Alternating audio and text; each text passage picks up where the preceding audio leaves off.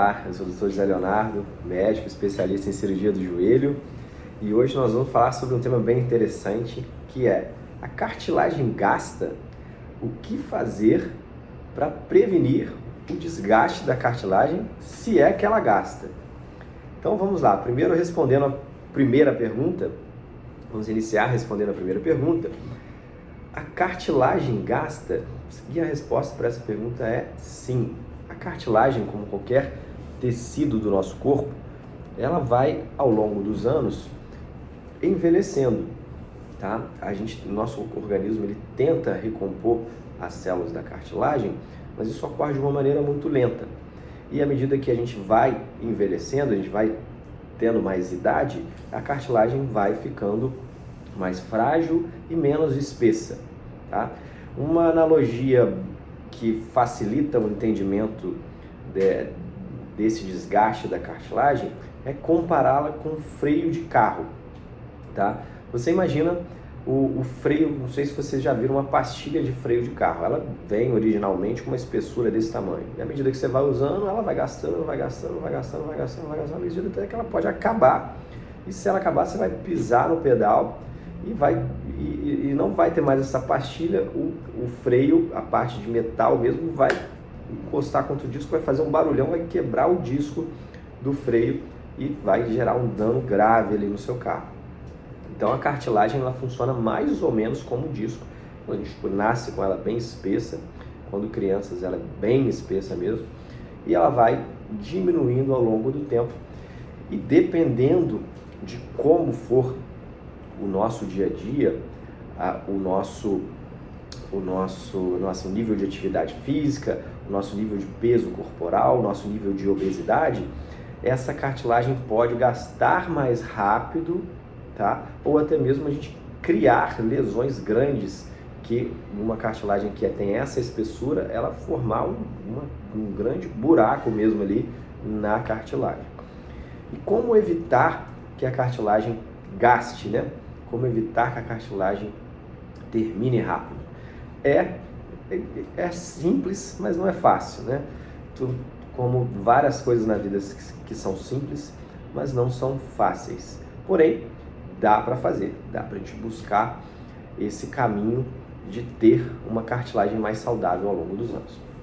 Como fazer isso? Então, basicamente, a gente tendo hábitos de vida saudáveis, a gente se mantendo com o nosso peso corporal dentro do IMC, que é o índice de massa corporal, em torno de 25, se possível para menos de 25 e mais do que 20, tá? E fazendo exercícios aeróbicos de preferência de baixo impacto, mas para quem não tem lesão dentro do joelho, corrida, por exemplo, é um exercício que dá para fazer, um exercício de impacto maior, tá? Mas para isso você não deve ter lesão, quem já tem lesão é desaconselhável, tá bom? E fazendo fortalecimento muscular, tá bom? Que é deixando o músculo da coxa forte, os músculos que envolvem o joelho forte, tá? Não só do joelho, mas também dos quadris, tá bom? Então aqui a gente tem um joelho, a parte óssea e ligamentar do joelho. A gente tem aqui o nosso tendão do quadríceps, aqui nosso tendão da patela, ou tendão patelar. Esse ossinho aqui na frente é a patela ou rótula.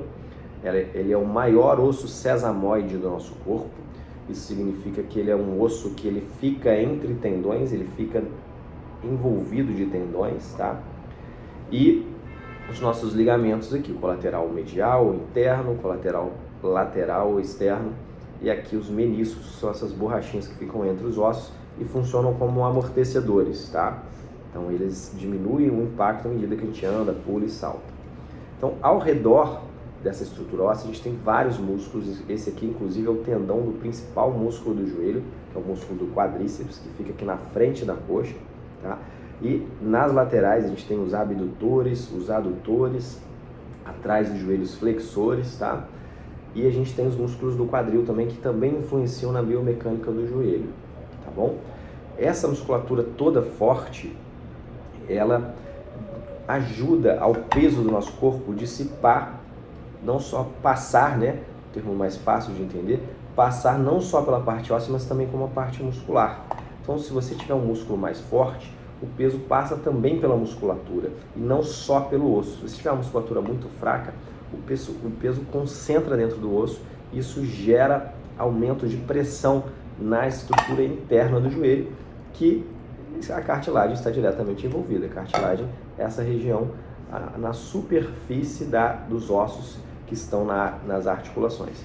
E quando isso acontece, quando tem esse aumento de pressão, a cartilagem começa a sofrer e ter dificuldade de tentar se reparar e se manter da espessura que ela tem, e aí ela vai gastando, vai diminuindo. E se você tiver algum trauma, algum mau jeito, alguma torção, você pode até facilitar a ocorrência de uma lesão maior. Tá? Então isso é bastante importante, esse pilar que a gente falou de fortalecimento muscular, perda de peso e exercício aeróbico de baixo impacto é bastante importante para a gente manter o nosso joelho saudável e sem dor. Então esse é um foco que a gente tem que ter. A gente tem que tentar fazer isso para prevenir, para manter a saúde das nossas articulações. E essa mensagem serve nem só para quem tem problema no joelho, mas também para quem não tem, para você tentar se manter saudável e não ter problema. Quem sofre com dor no joelho sabe que é muito ruim, a dor incomoda demais, a dor incomoda para fazer tudo, para se levantar a cadeira, para andar, para pisar, você lembra da dor o tempo inteiro. Então realmente é algo que atrapalha bastante, tá? Agora, para quem já tem uma lesão, para quem já tem um desgaste, para quem já tem uma artrose, o que a gente tem que fazer para melhorar esses sintomas e para ficar também, ter uma qualidade de vida melhor e para evitar que esse desgaste aumente muito, tá? Quando a gente já tem um desgaste da cartilagem, isso gera, o nosso próprio corpo, ele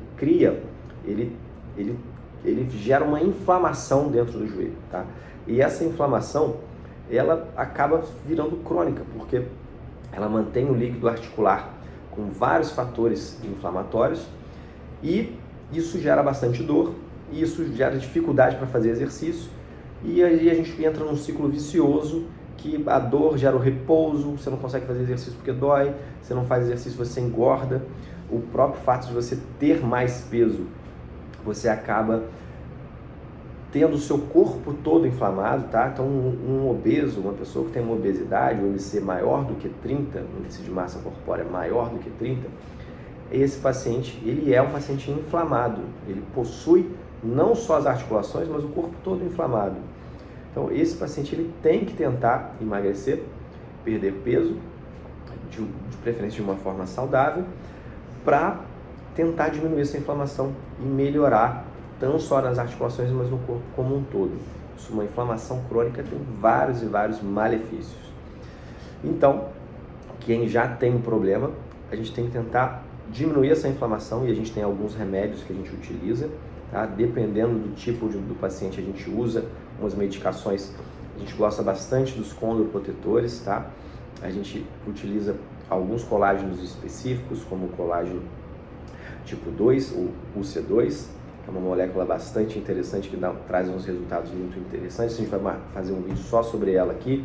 A gente tem a diacereína, que atua diretamente na interleucina 1, que é um fator inflamatório também, e ela costuma melhorar bastante os sintomas de pacientes com dores mais inflamatórias no joelho. Então, como início do tratamento é bem interessante a gente utilizar, tá? Condroitina e glucosamina a gente ainda usa também, e a gente utiliza quando a gente detecta esse estágio inicial que o paciente não está conseguindo sair desse ciclo vicioso de dor, as infiltrações com ácido hialurônico, que diminuem bastante, elas mudam o aspecto do líquido articular, diminuindo essa inflamação, melhorando a própria biomecânica da articulação ali, porque o ácido hialurônico ele é um líquido, ele é uma molécula viscoelástica, ele tem uma propriedade de quando você não tem pressão, ele funciona como um fluido super liso, tá? Então a gente consegue fazer um fluido ele consegue lubrificar ali a cartilagem, lubrificar a articulação, ele funciona como um líquido mesmo, como se fosse um óleo, e quando a gente coloca pressão nele, quando a gente vai pisar, saltar, ele cria uma certa resistência e funciona como um amortecedor. Isso melhora bastante os sintomas da dor. A gente tem uma experiência muito boa com esse tipo de infiltração em pacientes que já têm graus desde iniciais até mais avançados de osteoartrose, de osteoartrite, e a gente observa uma melhora importante nesses pacientes. Então, pessoal, espero que vocês tenham gostado desse vídeo de hoje. A gente fala um pouquinho sobre o desgaste da cartilagem. É uma grande honra estar aqui com vocês. Se vocês não curtiram o vídeo, curtam o nosso vídeo aí. Se inscrevam no nosso canal. Se vocês conhecem alguém que tenha desgaste na cartilagem ou alguém que está preocupado com isso, que não quer ter desgaste na cartilagem, mande esse vídeo para essa pessoa, deixe aí nos comentários, marque aí essa pessoa aí nos comentários, que isso nos ajuda a voltar aqui para fazer mais vídeos para vocês, tá bom? Um grande abraço a todos e até o próximo vídeo.